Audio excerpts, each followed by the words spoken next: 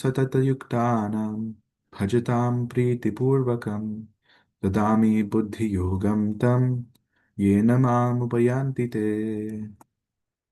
तेषानेवानुकम्पार्थम् अहम् अज्ञानयजं तमः नाशयाम्यात्मभावस्तो ज्ञानदीपेन भास्वता अर्जुन उवाच परं ब्रह्मं परं धाम पवित्रं परमं भवान् पुरुषं शाश्वतं दिव्यम् आदिदेवमजं विभुम् आहुस्त्वां ऋषयः सर्वे देवर्षिर्नारदस्तथा असितो देवलो व्यास स्वयं चैव ब्रवीषि मे सर्वमेतद्कृतं मन्ये यन्मां वदसि केशव न हि ते भगवन् व्यक्तिं विदुर्देवानदानवः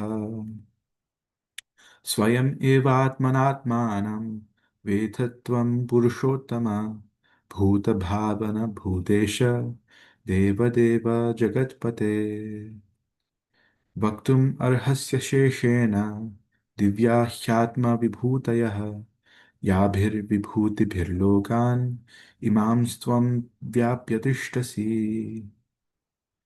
कथं विद्यामहं योगिं त्वां सदा परिचिन्तयन् केषु केषु च भावेषु चिन्त्योऽसि भगवन्मया विस्तरेणात्मनो योगं विभूतिं च जनार्दन भूयः कथय तृप्तिर्हि शृण्वतो नास्ति मे मृतम् श्रीभगवानुवाच हन्त ते कथयिष्यामि दिव्या ह्यात्मविभूतयः प्राधान्यतः कुरु श्रेष्ठ नास्त्यन्तो विस्तरस्य मे अहम् आत्मा गुडाकेश सर्वभूताशयस्थितः अहम् आदिश्च मध्यं च भूतानाम् अन्त एव च आदित्यानामहं विष्णुर्ज्योतिषां रविरंशुमान् मरीचिर्मरुतामस्मि नक्षत्राणामहं Shashi. All right, we'll go back to the translations and let's get 3 volunteers. If we can get 3 volunteers to raise their hands and read translations, we can have 7 translations per person. All right, we got Mayuri and Rian. Mayuri, go ahead, and Ishika. The Supreme Personality of Godhead said, "Listen again, O mighty armed Arjuna. Because you are my dear friend, for your benefit I shall speak to you further, giving knowledge that is better than what I have already explained.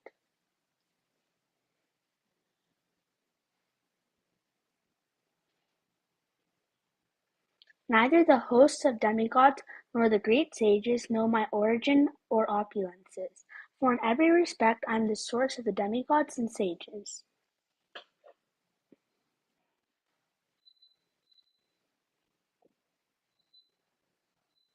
He who knows me as the unborn, as the beginningless, as the supreme lord of all the worlds, he only, undiluted among men, is free from all sins.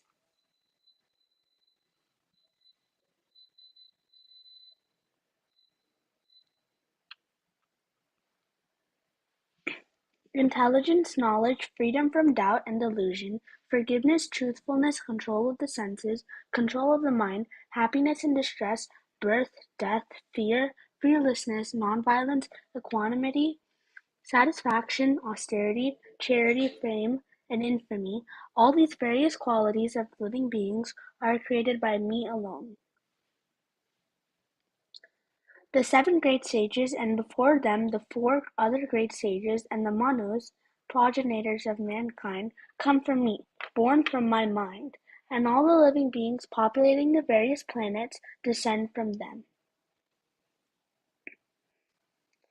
One who is factually convinced of this opulent and mystic power of mine engages in unalloyed devotional service. Of this there is no doubt.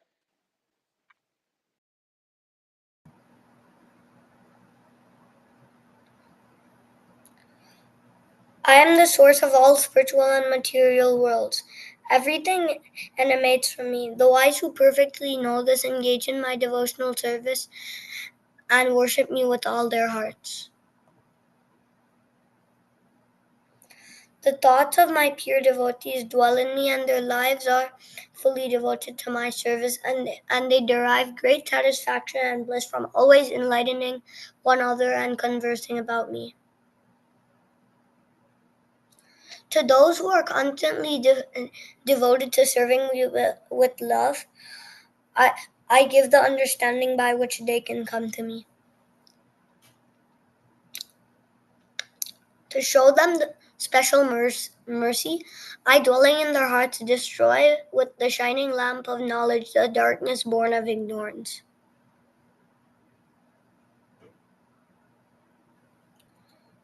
Arjuna said, "You are the Supreme Personality of Godhead, the ultimate abode, the purest, the purest,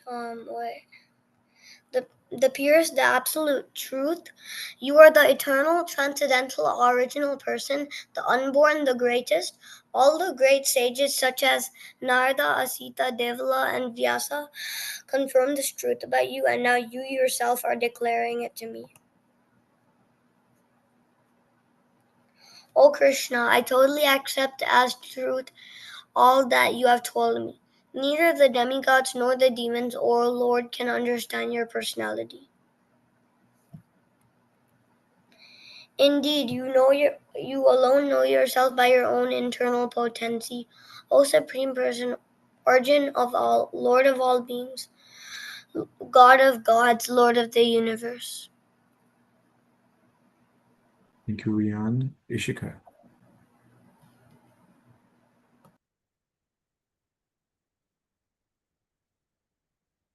Please tell me in detail of your divine opulences by which you pervade all these worlds.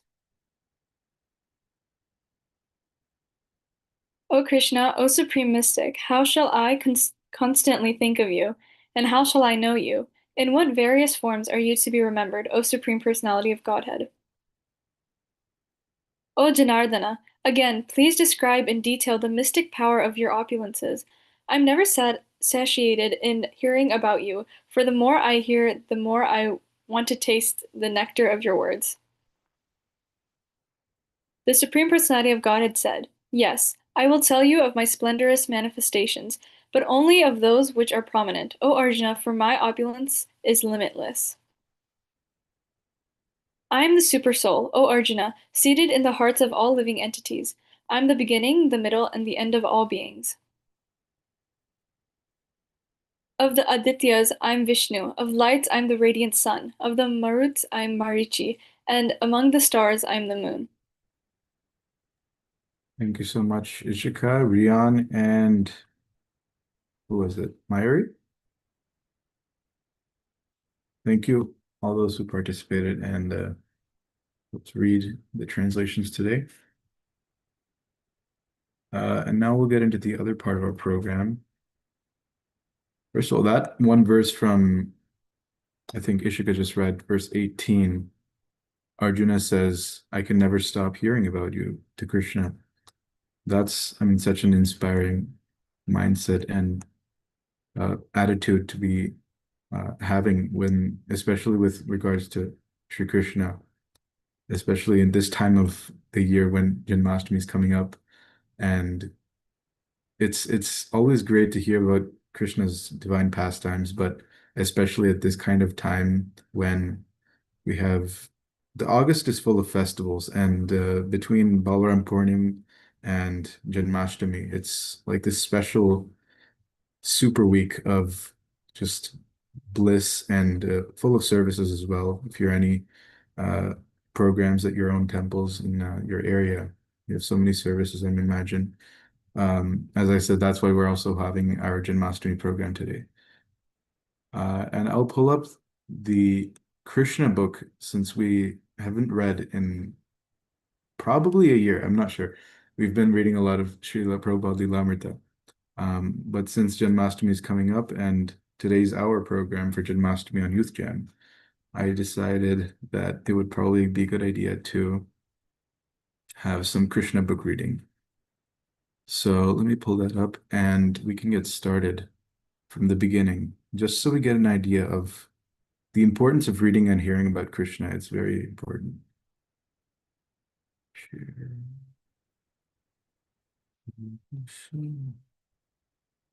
Right. So how about we can get a few volunteers to read 3 paragraphs. I'll start with the preface.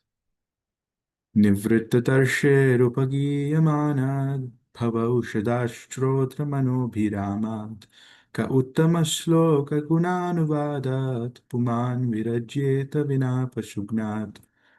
Srimad Bhagavatam. In the Western countries, when someone sees the cover of a book like Krishna, he immediately asks, who is Krishna? Who is the girl with Krishna? Etc. The immediate answer is that Krishna is the Supreme Personality of Godhead. How is that? Because he conforms in exact detail to descriptions of the Supreme Being, the Godhead. In other words, Krishna is the Godhead because he is all attractive. Outside the principle of all attraction, there is no meaning to the word Godhead. How is it one can be all attractive? First of all, if one is very wealthy, if he has great riches, he becomes attractive to the people in general. Similarly, if someone is very powerful, he also becomes attractive. And if someone is very famous, he also becomes attractive. And if someone is very beautiful or wise or unattached to all kinds of possessions, he also becomes very attractive. So, from practical experience, we can observe that one is attractive due to one, wealth, power, fame, beauty, wisdom, and renunciation. One who is in possession of all 6 of these opulences at the same time, who possesses them to an unlimited degree, is understood to be the Supreme Personality of Godhead. These opulences of the Godhead are delineated by Parashara Muni, a great Vedic authority. We have seen many rich persons, many powerful persons, many famous persons, many beautiful persons, many learned and scholarly persons, and persons in the renounced order of life unattached to material possessions. But we have never seen any one person who is unlimitedly and simultaneously wealthy, powerful, famous, beautiful, wise, and unattached like Krishna in the history of humanity. Krishna, the Supreme Personality of Godhead, is a historical person who appeared on this earth 5,000 years ago. He stayed on this earth for 125 years and played exactly like a human being, but his activities were unparalleled. From the very moment of his appearance to the moment of his disappearance, every one of his activities is unparalleled in the history of the world, and therefore anyone who knows what we mean by Godhead will accept Krishna as the Supreme Personality of Godhead. No one is equal to the Godhead, and no one is greater than him. That is the import of the familiar saying, God is great. There are various classes of men in the world who speak of God in different ways, but according to the Vedic literatures and according to the great acharyas, the authorized persons versed in the knowledge of God in all ages, like acharyas Shankara, Ramanuja, Madhva, Vishnu Swami, Lord Chaitanya, and all their followers by disciple succession, all unanimously agree that Krishna is the Supreme Personality of Godhead. As far as we, the followers of Vedic civilization, are concerned, we accept the Vedic history of the whole universe, which consists of different planetary systems called Swargaloka, or the higher planetary system, Martyaloka, or the intermediary planetary system, and Patalaloka, or the lower planetary system.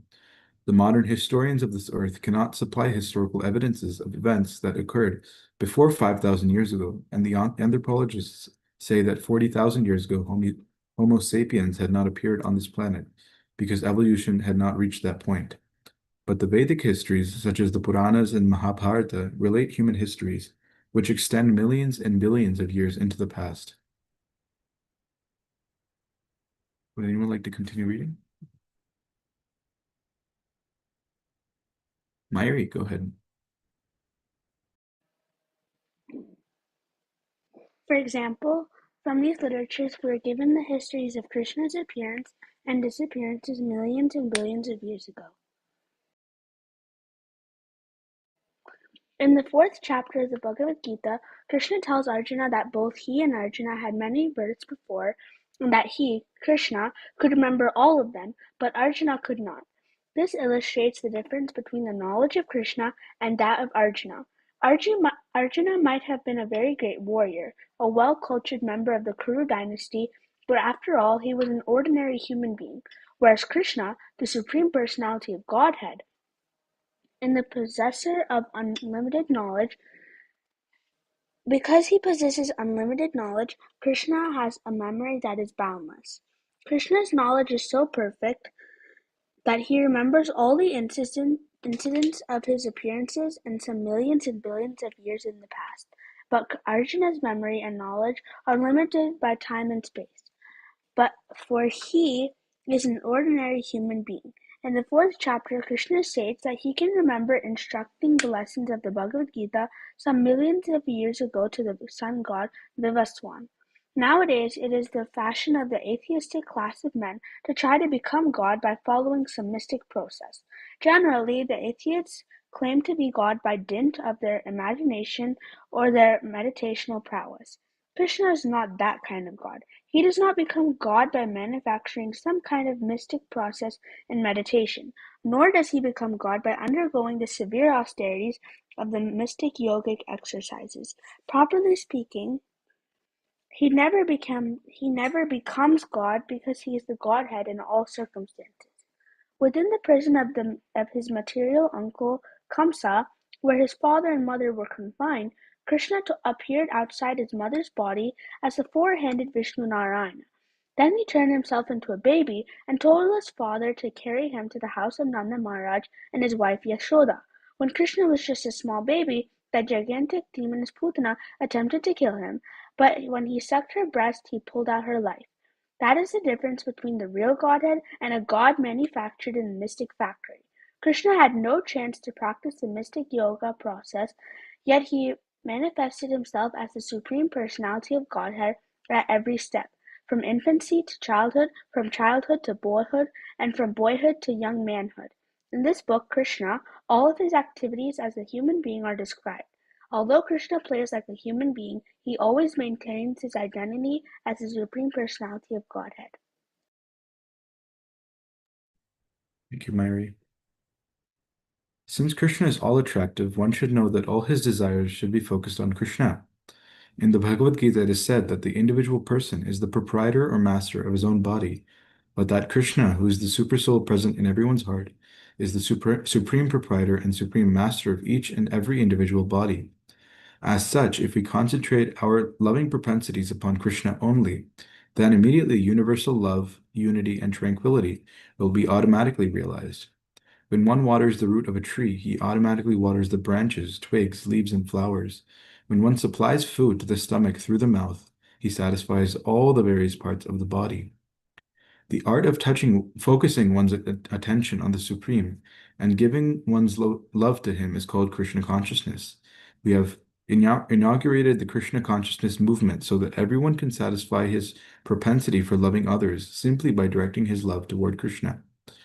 The whole world is very eager to satisfy the dormant propensity of love of others, for others, but the various invented methods like socialism, communism, altruism, humanitarianism, and nationalism, along with whatever else may be manufactured for the peace and prosperity of the world, are all useless and frustrating because of our gross ignorance of the art of loving Krishna.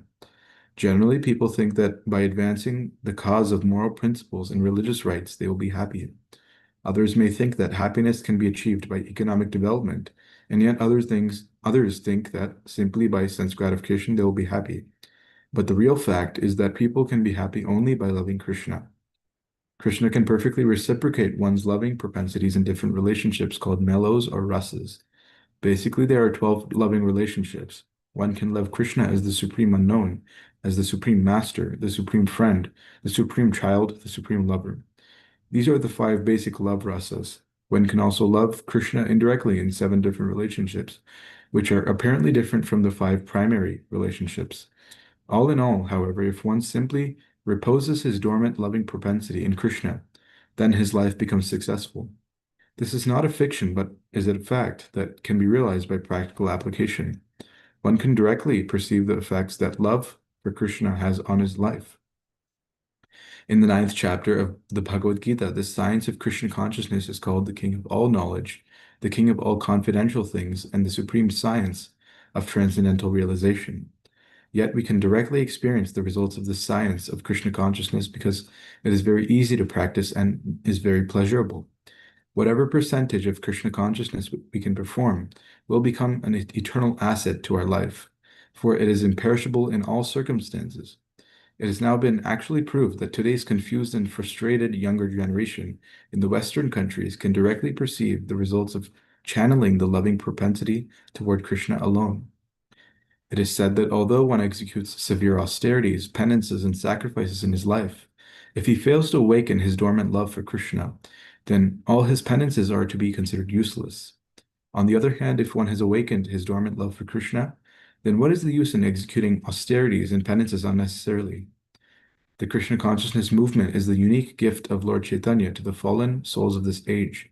It is a very simple method which has been actually been carried out during the last 4 years in the Western countries, and there is no doubt that this movement can satisfy the dormant loving propensities of humanity.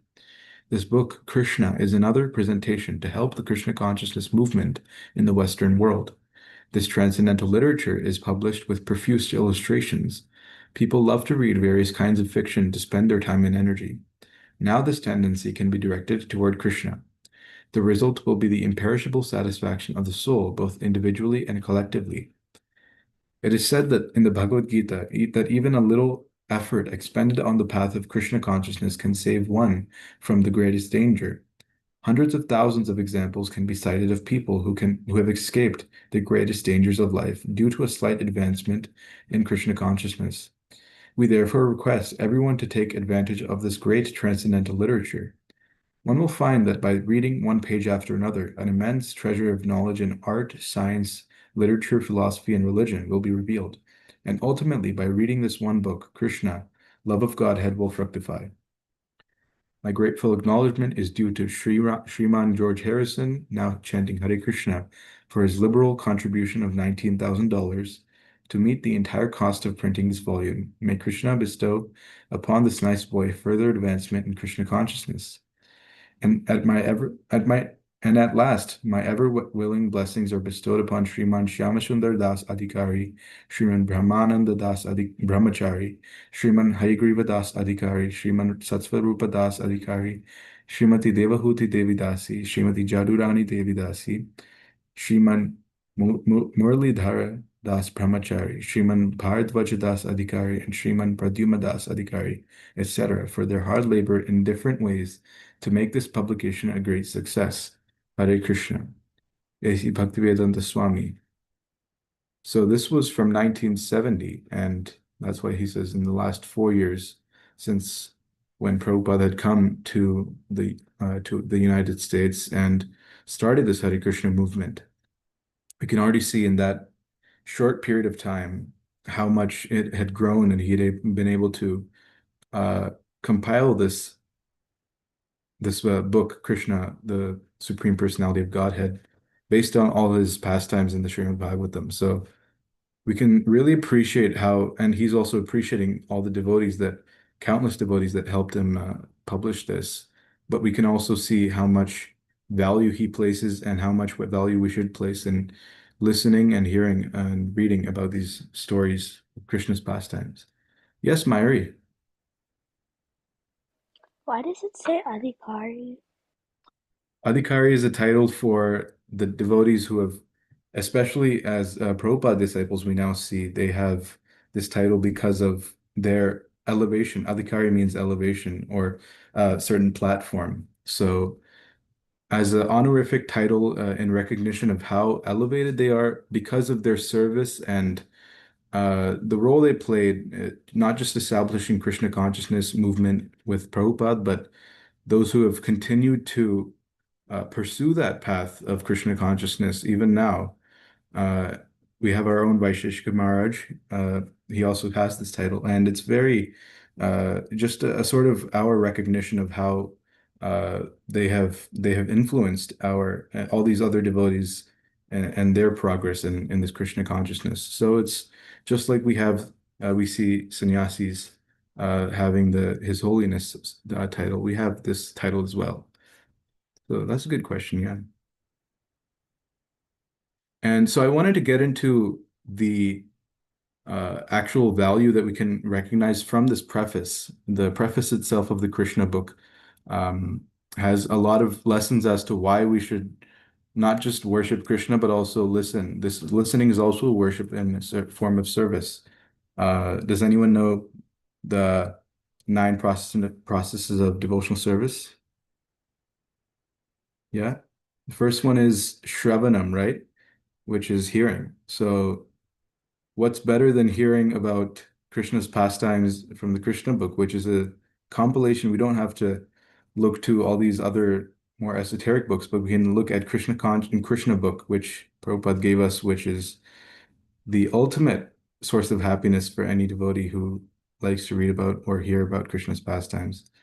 Does anyone know any particular pastimes they like or any sort of qualities that Krishna is described to have in this book?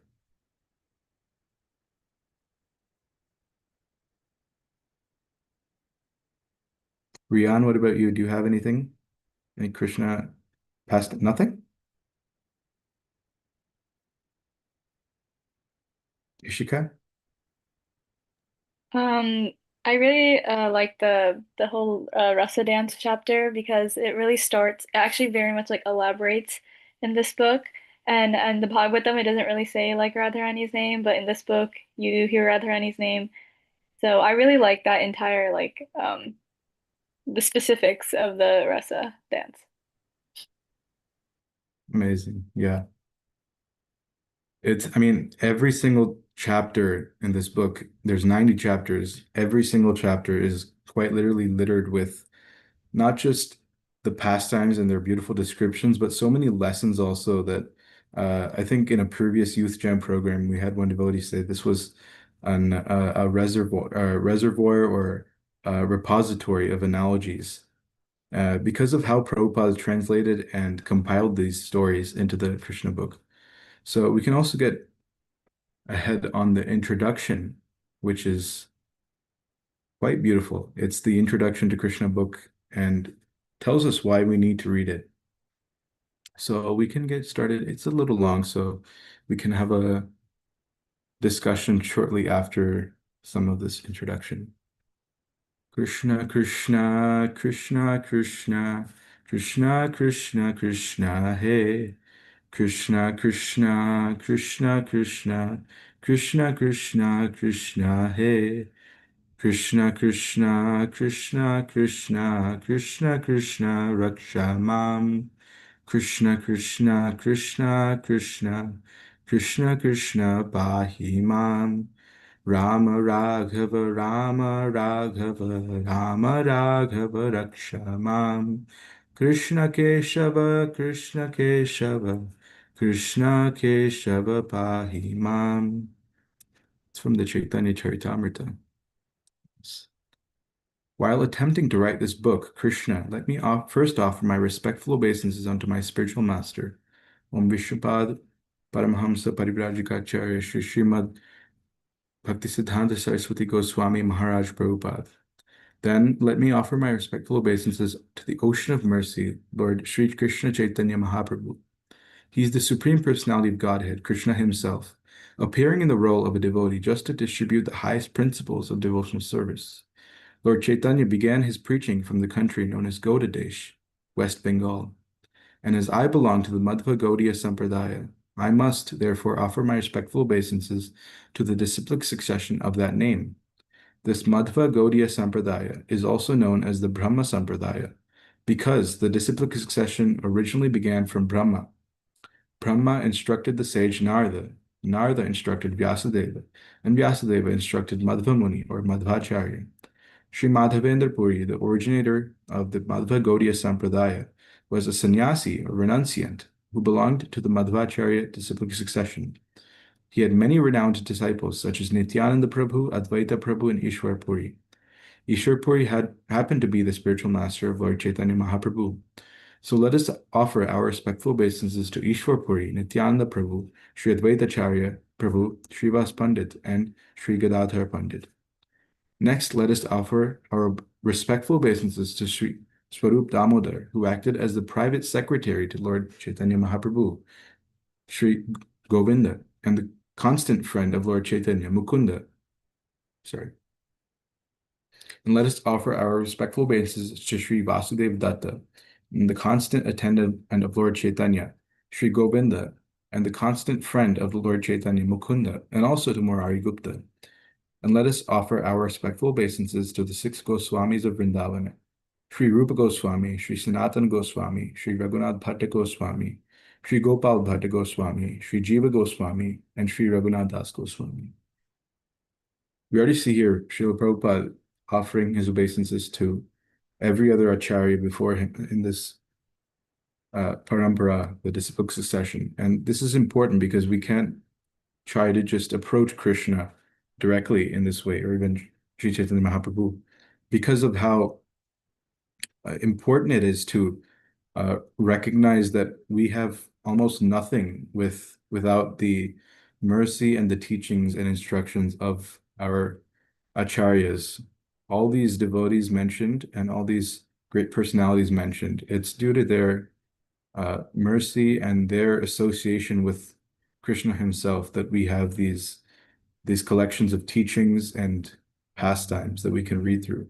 So we also have to appreciate Srila Prabhupada, whose appearance date is the day after Janmashtami next week, which is why if we have time, we can also get to a little bit of reading of our Srila Prabhupada Lilamrita, but we'll see. Would anyone like to continue reading the introduction?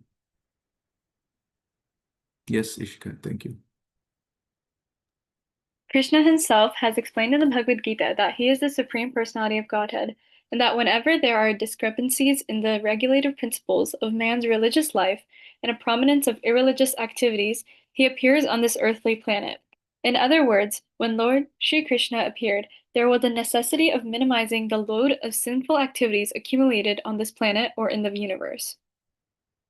For affairs of the material creation, Lord Mahavishnu, the plenary portion of Krishna, is in charge. Thus, when the Lord descends, the incarnation emanates from Vishnu. Mahavishnu is the original cause of the material creation, and from him Garbhodakshai Vishnu expands, and then Kshirodakshai Vishnu. Generally, all the incarnations appearing within this material universe are plenary expansions from Kshirodakshai Vishnu. Therefore, the business of minimizing the overload of sinful activities on this earth does not belong to the Supreme Personality of Godhead, Krishna himself. But when Krishna appears, all the Vishnu expansions join with him. Krishna's different expansions, namely Narayana, the quadruple expansion of Vasudev, Sankarshan, Pradyumna, and Aniruddha, as well as the partial plenary expansions like Matsya, the incarnation of a fish, and the Yuga avatars, incarnations for the millennium, and the Manvantara avatars, incarnations associated with the reigns of the Manus, all combine together and appear with the body of Krishna, the Supreme Personality of Godhead. Krishna is the complete whole, and thus all plenary expansions and incarnations always live with him. Therefore, when Krishna appeared, Lord Vishnu was with him.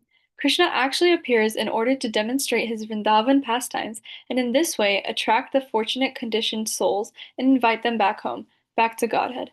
The killing of the demons in Vrindavan was carried out only by the Vishnu portion of Krishna. The Lord's abode is described in the Bhagavad Gita, 8th chapter, 20th verse, where it is stated that there is another eternal nature, the spiritual sky, which is transcendental to this manifested and non-manifested matter. The manifested world can be seen in the form of many stars and planetary systems, such as the sun and moon, but beyond this there is a non-manifested portion, which is not approachable by anyone in this body. And beyond that non-manifested matter is the spiritual kingdom. That kingdom is described in the Bhagavad Gita as supreme and eternal, never to be annihilated. This material nature is subjected to the repeated creation and annihilation, but that part, the spiritual nature, remains as it is, eternally. Thank you, Ishika. Any realizations from that little snippet of this introduction? I thought it was really like informational. You like the information from it? Yeah. Anything specific that you liked, or anything that you can appreciate about Krishna?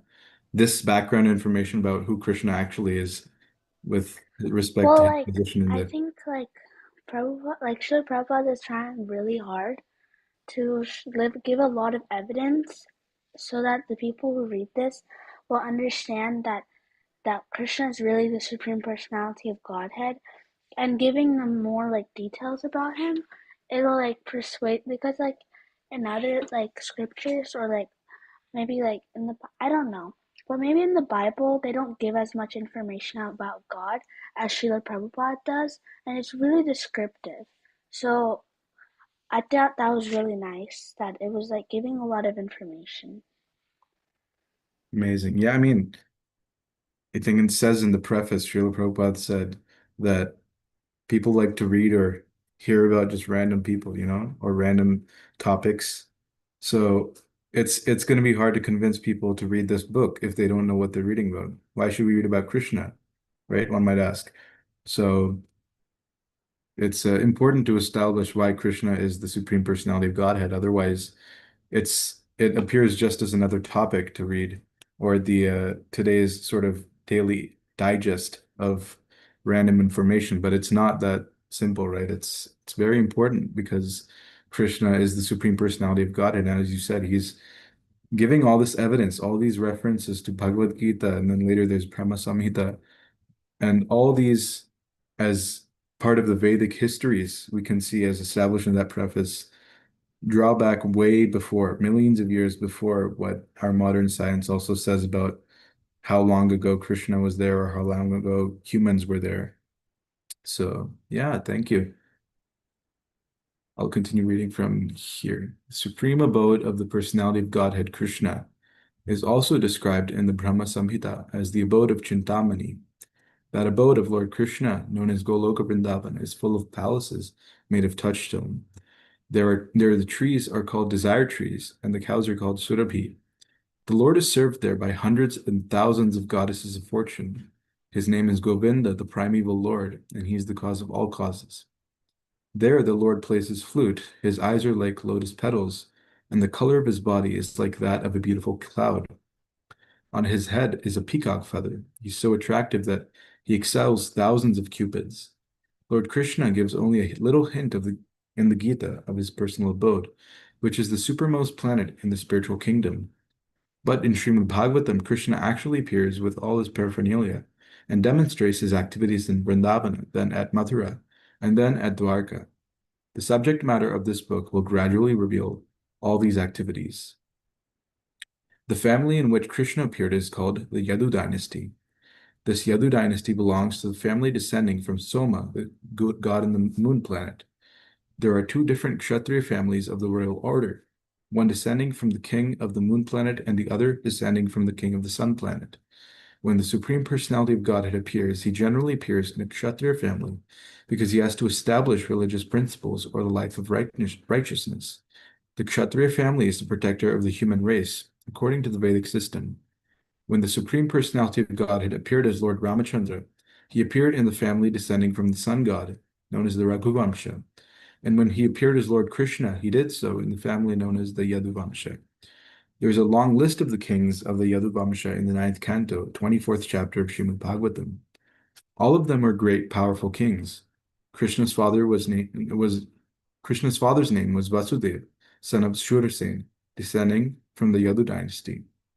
Actually, the Supreme Personality of Godhead does not belong to any dynasty of this material world, but the family in which the Supreme Personality of Godhead appears becomes famous by his grace. For example, sandalwood is produced in the states of Malaya. Sandalwood has its own qualifications apart from Malaya, but because accidentally this wood is mainly pr produced in the states of Malaya, it is known as Malayan sandalwood.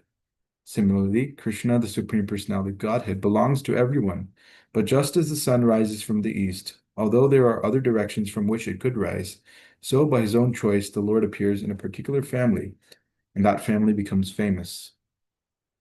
As explained above, when Krishna appears, all his planetary expansions appear with him.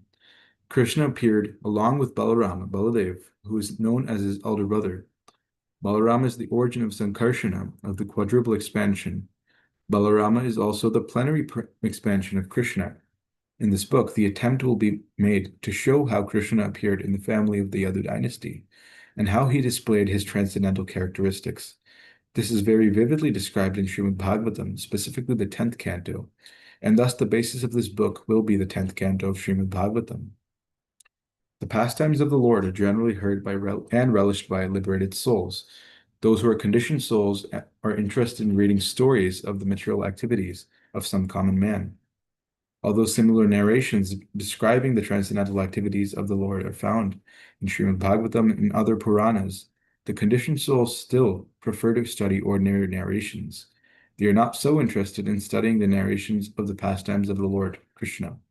And yet, the descriptions of the pastimes of Lord Krishna are so attractive that they are relishable for all classes of men. There are three classes of men in this world. One class consists of liberated souls, another consists of those who are trying to be liberated, and the third consists of materialistic men. Whether one is liberated or is trying to be liberated or is even grossly materialistic, the pastimes of Lord Krishna are worth studying. We have there that information again where people are generally so inclined to reading or hearing about just other random people, celebrities or a fictional character like Harry Potter. But all these characters don't necessarily have any sort of authority or position to be, uh, the center point of these giant novels or stories or magazines. So why do we read them? It's because that's our inclination as a conditioned soul in this material world. And when we finally come to terms with our position in the material world as a soul, then we can understand, okay, we can start asking these questions that the Bhagavad Gita, Krishna goes over all of those things. And as we started the program with some Chad reading from the 10th chapter, that's when Krishna already starts to explain to Arjuna who he is as the origin of all things, cause of all causes in the universe and all universes. So he starts explaining in the, I think, 21st verse is where we ended, but that's the beginning of this long list of Krishna says, or things Krishna says he's the best of Adityas, he's the sun god and all, and so on. So we see not only in the Bhagavad Gita, not only in the Bhagavatam, but we see in countless Puranas, every conclusion is the same, that Krishna is the Supreme Personality of Godhead, which is the basis of this whole book. So hopefully we got some sort of idea as to why we should not only read Krishna book, but also read Bhagavad Gita, which is a collection of his instructions to all devotees, not just Arjuna, but all devotees who are confused. And we can also read Bhagavatam to get more in touch with Krishna as not as a person, but as the Supreme Personality of Godhead, but acting as a person. So all these things and doing devotional service as well. I'm sure most of you have services or other programs to attend to next week. And so because we'll be missing our association with Janmashtami, we can sort of get ahead on our reading service, reading sadhana this week. So I figured we can read a little of this introduction. It's a long one. We're only like halfway through it. So we'll stop here. Maybe we can jump ahead to a chapter. Does that sound good? Or should we go to Srila Prabhupada Lilamrita? It's a small group. We can decide on our own. What do you guys think?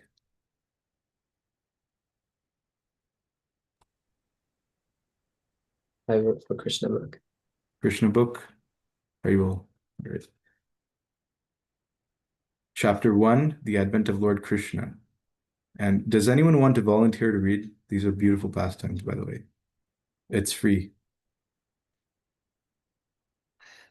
No sign-up charge required.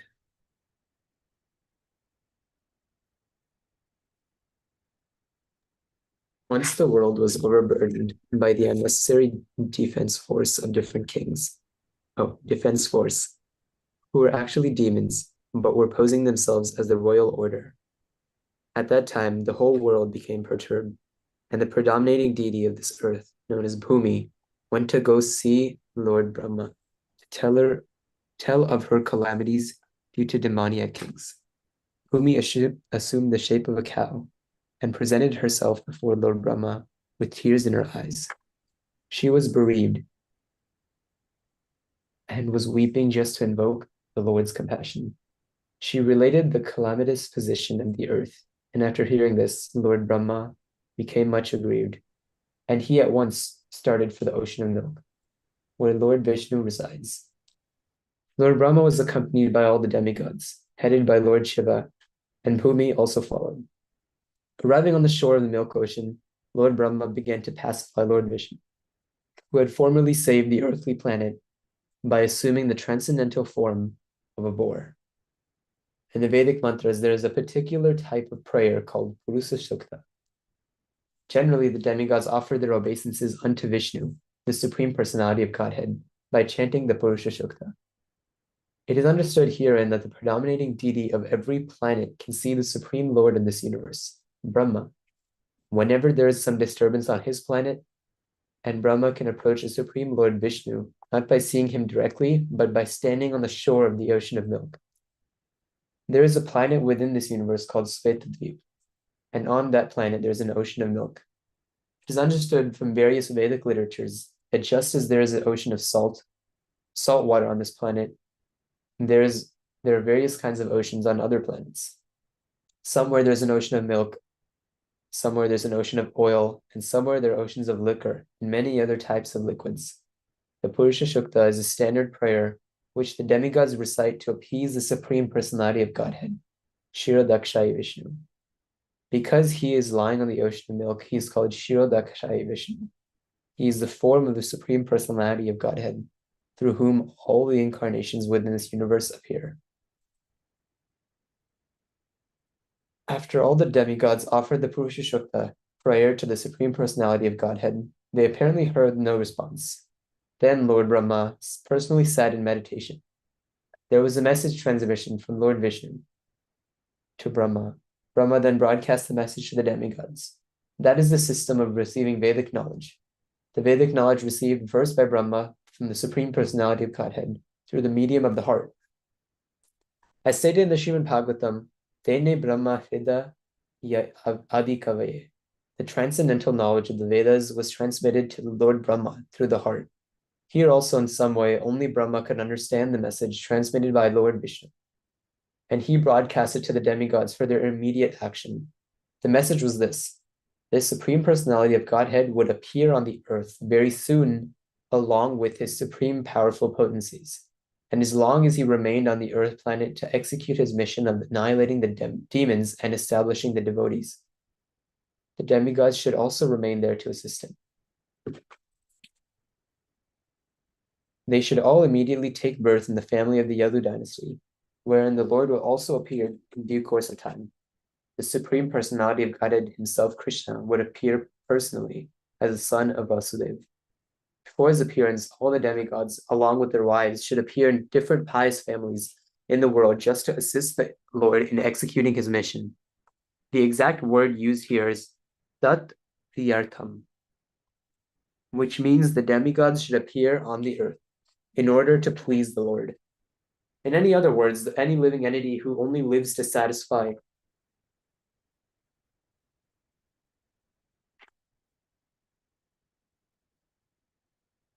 the Lord is a demigod. A little up. Okay. The demigods were further informed that Ananta, the plenary portion of Lord Krishna, who is maintaining the universal planets by extending his millions of hoods, would also appear on earth before Lord Krishna's appearance. They were also informed by the external potency of Vishnu, with whom all the conditioned souls are enamored, would also appear by the order of Supreme Lord, just to execute his purpose. After instructing and pacifying all the demigods as well as Bhumi with sweet words, Lord Brahma, the father of all Prajapatis, or progenitors of the universal population, departed for his own abode, the highest material planet called Brahma Loka. The leader of the Yadu dynasty, King Surasena, was ruling over the country named as Mathura, wherein lies the city of Mathura, as well as the district known as Surashen, which was named after him. On account of the rule of King Surasena, Mathura became the capital city of all the kings of the Yadus. Mathura was also made the capital of the kings of the Yadu dynasty because the Yadus were a very pious family and knew that Mathura is the place where Lord Krishna eternally resides. Just he also lives in Dwarka. Once upon a time, Vasudeva, the son of Surashen, just after marrying Devaki, was going home on his chariot with his newly wedded wife. The father of Devaki, known as Devaka, had contributed a sufficient dowry because he was very affectionate towards his daughter. He had contributed hundreds of chariots completely decorated with gold equipment. At the time, Kamsa, the son of Ugrasena, in order to please his sister Devaki. Wait, question. If Kamsa and Devaki are siblings, how do they have different fathers? I think it's they're considered siblings, but their fathers were both brothers, Oh, Ugra okay. and Devaka. Okay, cool. Had voluntarily taken the reins of horses of Vasudev's chariot and was driving. According to the custom of the Vedic civilization, when a girl is married, the brother takes the sister and brother-in-law to their home. Because the newly married girl may feel too much separation from her father's family, the brother goes with her until she reaches her father-in-law's house. The full dowry contributed by Devaka is as follows: 400 elephants fully decorated with golden garlands, 15,000 decorated horses, and 1,800 chariots. He also arranged for 200 beautiful girls to follow his daughter. The Kshatriya system of marriage, still current in India, dictates that when a Kshatriya is married, a few dozen of the bride's young girlfriends, in addition to the bride, go to the house of the king. The followers of the queen are called maidservants, but they act as friends of the queen. This practice is prevalent from time immemorial, traceable at least to the time before the advent of Lord Krishna 5,000 years ago. So Vasudev brought home another 200 girls along with his wife Devaki. While the bride and bridegroom were passing along on the chariot, there were different kinds of musical instruments playing to indicate the auspicious moment. There were conch shells, bugles, drums, and kettle drums. Combined together, they were vibrating a nice concert. The procession was passing very pleasingly, and Kamsa was driving the chariot, when suddenly there was a miraculous sound vibrated from the sky, which especially announced to Kamsa, Kamsa, you are such a fool. You are driving the chariot of your sister and your brother-in-law, but you do not know that the eighth child of this sister will kill you. Kamsa was the son of Ugrasena of the Bhoja dynasty. It is said that Kamsa is the most demoniac of all the Bhoja dynasty kings. Immediately after hearing the prophecy from the sky, he caught hold of Devaki's hair and was just about to kill her with his sword. Vasudev was astonished by Kamsa's behavior, and in order to pacify the cruel, shameless brother-in-law, he began to speak as follows, with great reason and evidence. He said, My dear brother,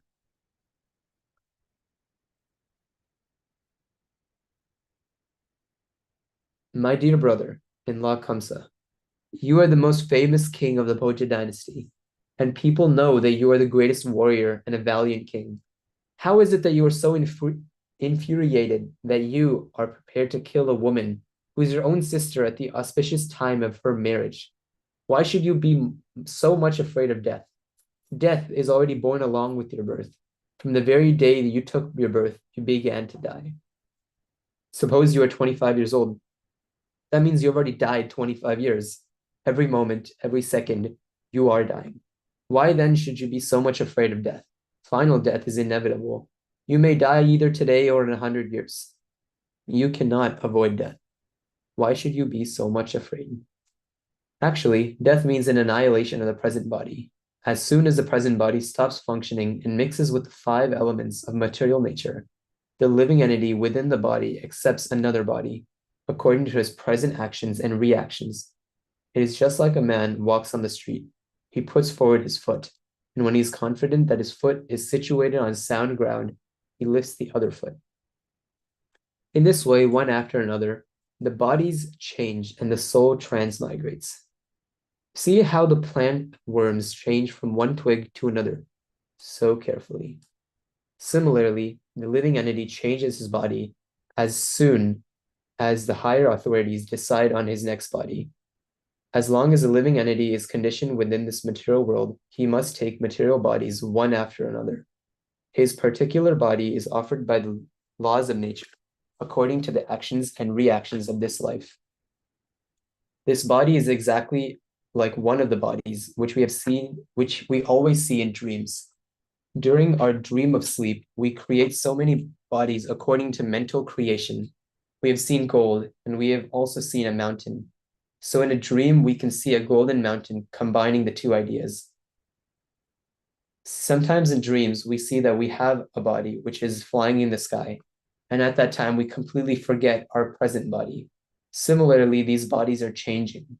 When you have one body, you forget the past body. During a dream, we may make contact with so many new kinds of bodies, but when we are awake, we forget them all. And actually, these material bodies are the creations of our mental activities. But at the present moment, we do not recollect our past bodies. The nature of the mind is flickering. Sometimes it accepts something, and immediately it rejects the same thing. Accepting and rejecting is the process of the mind in contact with the five objects of sense gratification: form, taste, smell, sound, and touch. In a speculative way, the mind comes in touch with the objects of sense gratification. And when the living entity desires a particular type of body, he gets it. Therefore, the body is an offering by the laws of material nature.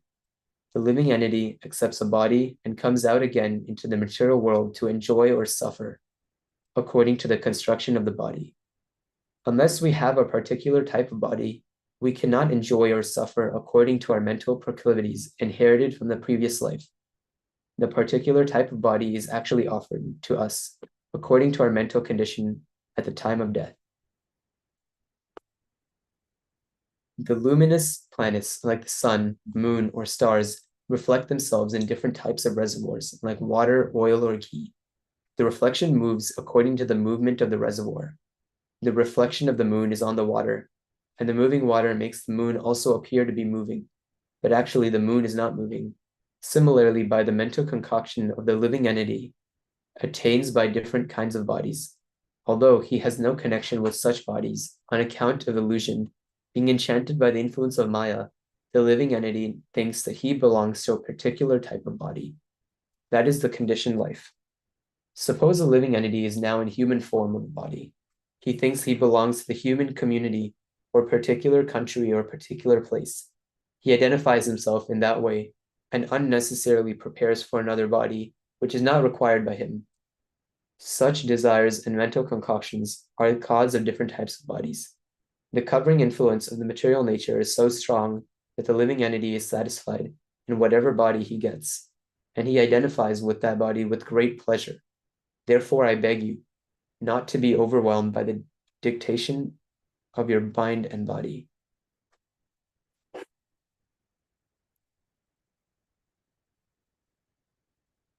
Vasudev thus requested Kamsa not to be envious of his newly married sister. One should not be envious of anyone, because envy is the cause of fear both in this world and in the next, when one is before Yamraj, the Lord of punishment after death. Vasudev appealed to Kamsa on behalf of Devaki, stating that she was his younger sister. He also appealed at an auspicious moment, at the time of marriage. A younger sister or brother is supposed to be protected as one's child. This position is so delicate, Vasudev reasoned, that if you kill her, it will go against your high reputation. In this way, Vasudev tried to pacify Kamsa by good instruction, as well as by philosophical discrimination. But Kamsa was not to be pacified because his association was demoniac. Because of his demoniac association, he was a demon. Although born in a very high royal family, a demon never cares for any good instruction. He is just like a determined thief. One can give him moral instruction, but it will not be effective. Similarly, those who are demoniac or atheistic by nature can hardly assimilate any good instruction, however authorized it may be. That is the difference between demigods and demons. Those who can accept good instruction and try to live their lives in that way are called demigods, and those who are unable to take such good instruction are called demons. Mayuri?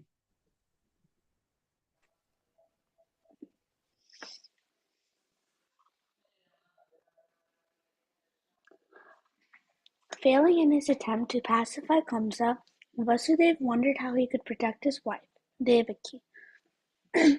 When there is imminent danger, an intelligent person should try to avoid the dangerous position as far as possible.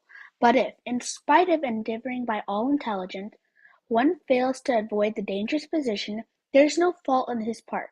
One should try his best to execute his duties, but if the attempt fails, he is not at fault. Vasudeva thought of his wife as follows: "For the present let me save the life of Devaki. Then later on, if there are children, I shall see how to save them." He further thought, "If I am in the future and I get a child who can kill Kamsa, just as Kamsa is thinking, then both Devaki and the child will be saved because the law of providence is inconceivable. But now, some way or other, let me save the life of Devaki." There is no certainty how a living entity contacts a certain type of body, just as there is no certainty how a blazing fire comes in contact with a certain type of wood in the forest. When there is a forest fire, it is experienced that the blazing fire sometimes leaps over one tree and catches another by the influence of the wind. Similarly, a living entity may be very careful in the matter of executing his duties, but it is still very difficult for him to know what type of body he is going to get in his next life. Maharaj Bharata was very faithfully executing the duties of self-realization, but by chance he developed temporary affection for a deer, and in his next life he had to accept the body of a deer. Vasudeva, after deliberating on how to save his wife, began to speak to Kamsa with great respect, although Kamsa was the most sinful man. Sometimes it happens that a most virtuous person like Vasudeva has to flatter a person like Kamsa, a most vicious person. That is the way of all diplomatic transactions. Although Vasudeva was deeply aggrieved, he smiled outwardly. He addressed the shameless Kamsa in that way because he was so atrocious. Vasudeva said to Kamsa, "My dear brother-in-law, please consider that you have no danger from your sister. You are awaiting some danger because you have heard a prophetic voice in the sky. But the danger is to come from the sons of your sister, who are not present now. And who knows, there may or may not be sons in the future. Considering all this, you are safe for the present, nor is there cause of fear from your sister. If there are any sons born of her, I promise that I shall present all of them to you for necessary action." Kamsa knew the value of Vasudeva's word of honor, and he was convinced by his argument. For the time being he desisted from the heinous act of killing his sister. Thus Vasudeva was pleased and praised the Thus Vasudeva was pleased and praised the decision of Kamsa. In this way he returned to his home.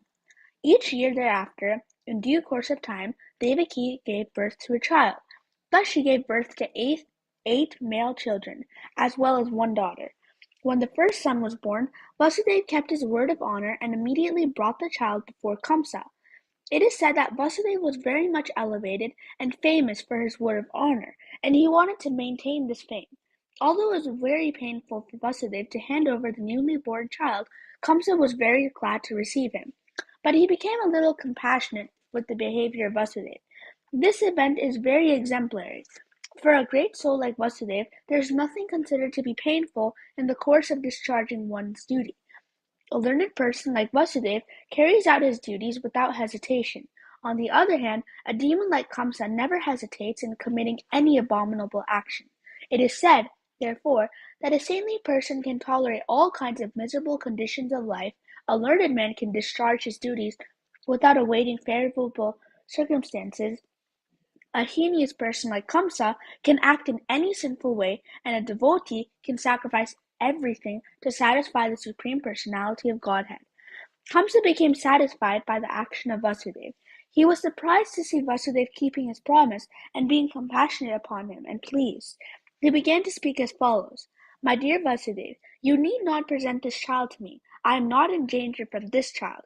I have heard that the eighth child born of you and Devaki will kill me. Why should I accept this child unnecessarily? You can take him back." When Vasudeva was returning home with his firstborn child, although he was pleased by the behavior of Kamsa, he could not believe in him, because he knew that Kamsa was uncontrolled. An atheistic person cannot be firm in his word of honor. One who cannot control the senses cannot be steady in his determination. The great politician Chanakya Pandit said, Never put your trust in a diplomat or a woman. Those who are addicted to unrestricted sense gratification can never be truthful, nor can they be trusted with any faith. At that time the great sage Narada came to Kamsa. He was informed of Kamsa's being compassionate to Vasudeva and returning his firstborn child.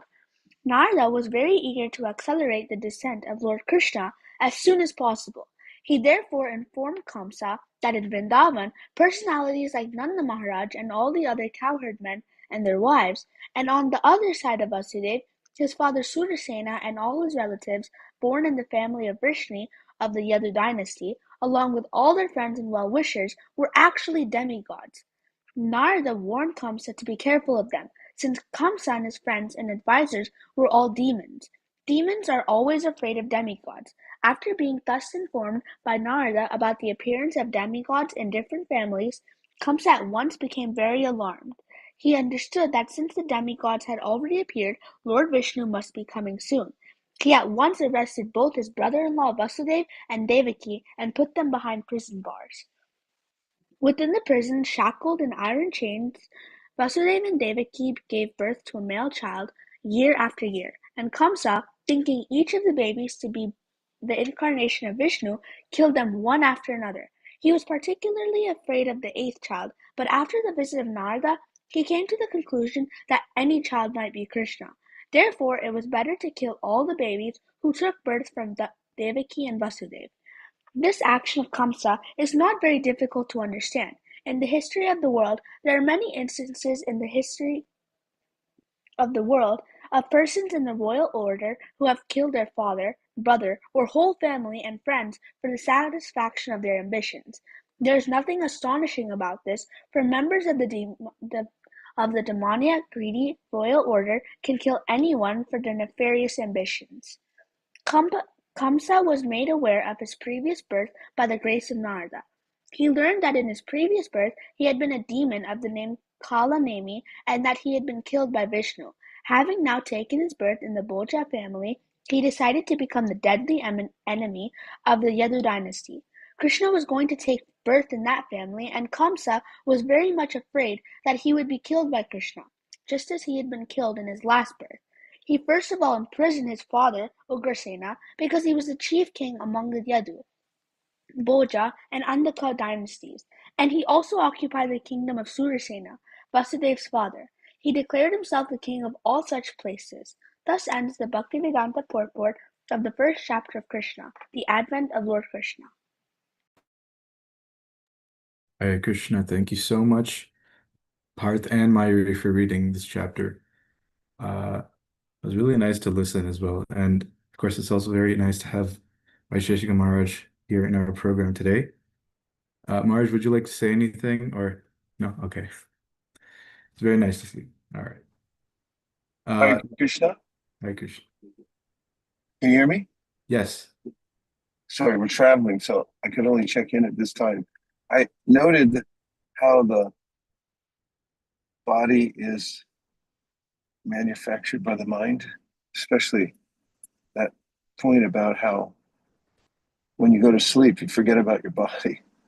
Or, of course, if you're under some anesthetic, you also forget about it. And it reminded me how tenuous our relationship is with it. It's just by identification that we have a connection to it.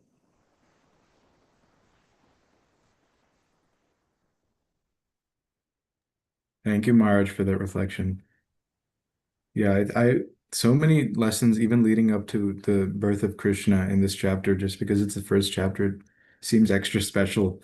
And I'm glad we were able to read as well. So thank you again to Parth, Mayuri, and everyone else who read up to the introduction and preface. So since we only have about 10 minutes, we won't go to the other reading, but uh, I was gonna ask if anyone had anything going on next week, since everyone is leading up to Janmashtami. Any services, programs, exciting events, or anything that they're doing?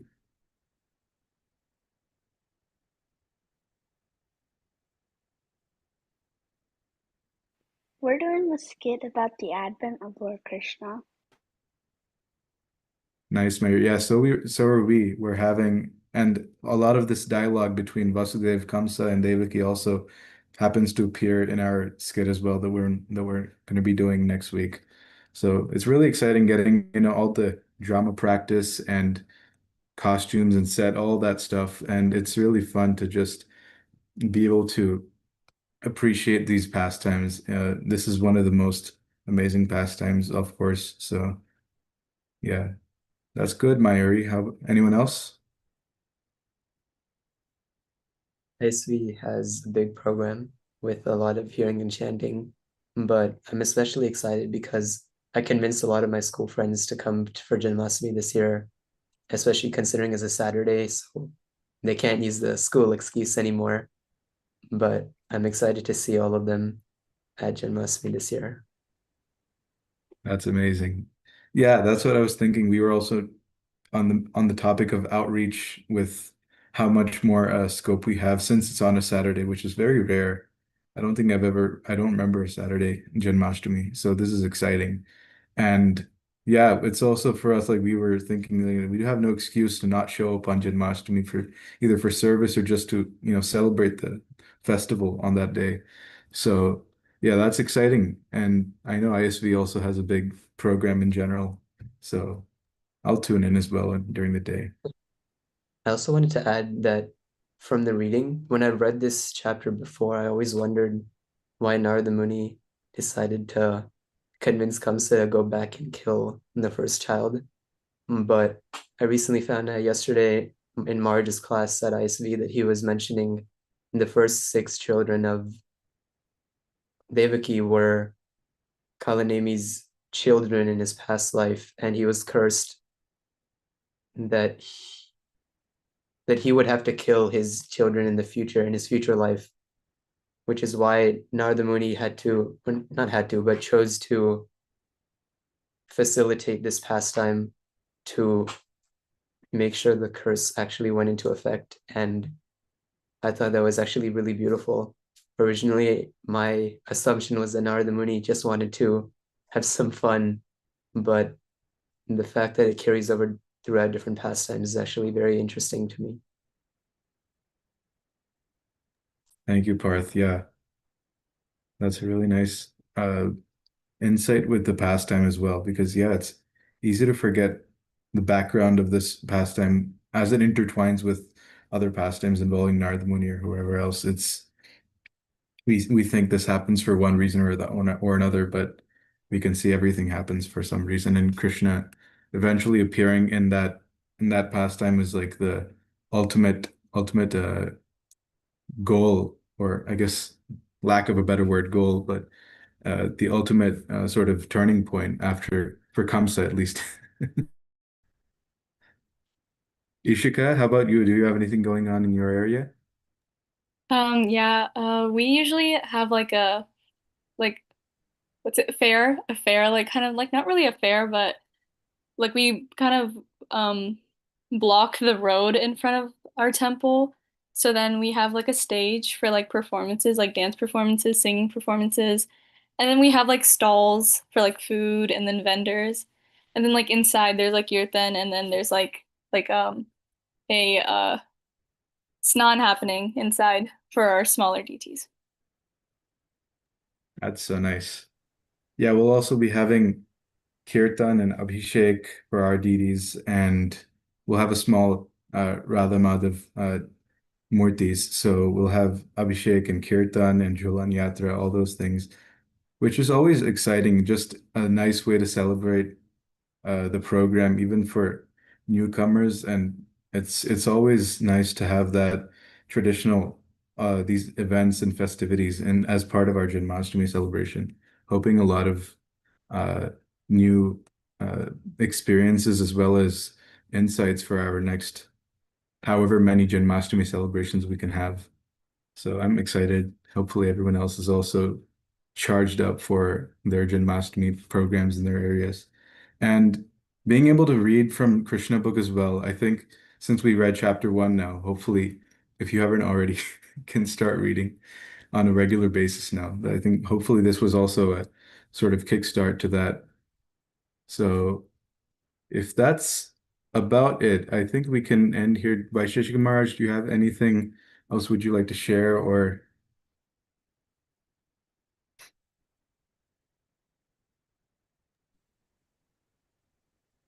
Yeah. Uh, the Vrindavan pastimes, especially, Vishwanath Chakravarti Thakur says, have very profound potencies. And just by hearing, Jivanti san paritam bhavadiyavartam, and all things can be attained. He says in that verse, Jnane prayasam urapasyanamanta eva jivanti san mukaritam bhavadiyavartam. If you only live, stay alive somehow or other just to hear the pastimes of Krishna, then you'll attain everything. On the other side, if you try for everything, you won't be able to attain it. That's a profound process that we're all engaged in here by the mercy of Sri Guru Parampara. It's been passed down to us. And as recall on Janmashtami, how devotees were fully engaged in service, hearing and chanting, and helping with the festival. Although fasting, they don't really notice it. It reminds me of a verse from this chapter of the Bhagavatam where Parikshit Maharaj says that although he's fasting and not drinking water, he says also that previously he had gotten into trouble because he was thirsty. Everybody knows that what preceded the Bhagavatam was him insulting Shamika Rishi because Parikshit Maharaj had been thirsty. So he had gone into the hermitage of the sage for some water, and the sage was in meditation and didn't stand up to honor the presence of the king. So uncharacteristically, Parikshit Maharaj became angry. He walked out of the hermitage, found a dead snake, was conveniently there, picked it up with his bow and hung it around the. He re-entered the hermitage with this dead snake and put it around Shamika Rishi's neck. Anyway, the word got out on social media, and it was a fiasco.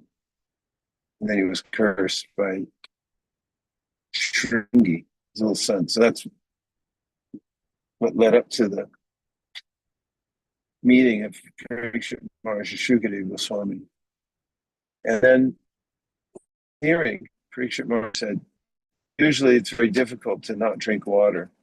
And I'm not saying everyone has to not drink water on Janmashtami, but fasting from water, he said, is very difficult. He said, before I was thirsty and I was in trouble. The implication is there, according to our acharyas.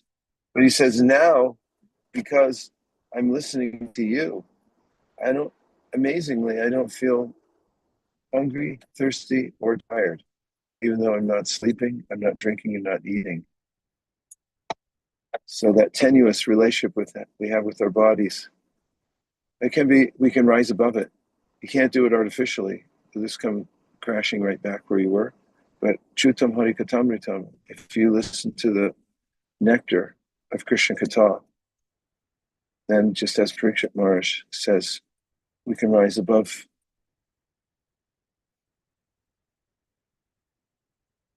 the confines of this body and all its urges, which is what great yogis try to attain, but can't.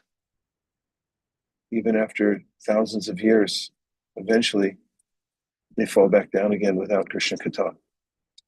That's what I had to say, except for I'm really impressed. I'm really happy you all came here today and held this. Don't think it won't be consequential, because it will. On your own spiritual record, but also for the whole world, because you're keeping the transcendental vibration going. And that's the main secret in life. May I end with a prayer? yes, please, Maharaj. Dear Srila Prabhupada, dear Shri Chaitanya Mahaprabhu, Shri Shri Panchatattva, Shri Shri Radha Madan Mohan, Shri Shri Lakshmi Sringeri. Where are you, Ishika? I'm in my room. No, which temple? Oh, Columbus. Your deities are? Shri Shri Radha Vrindavan Natpar. Shri Shri Radha Vrindavan Natabar. If you so desire, please bless everyone who joined Youth Jam today, that they may always have a taste for hearing Krishna Katha. Thank you for considering my request. Om Tat Sat. Everyone agrees with this prayer in whole or in part. Please unmute and say Hare Krishna. Hare Hare Krishna. Krishna. Vachakalpatavisha Kripasindavev Chakpatitanam Pavanibhyo Vaishnavebhyo Namo Namaha. Go Premanande Haribo. Hare Krishna. Hare Hare Krishna. Krishna. Hare Krishna. Hare Krishna. Hare Krishna. Thank you for joining Youth Gem, everyone. Thank you, Marge.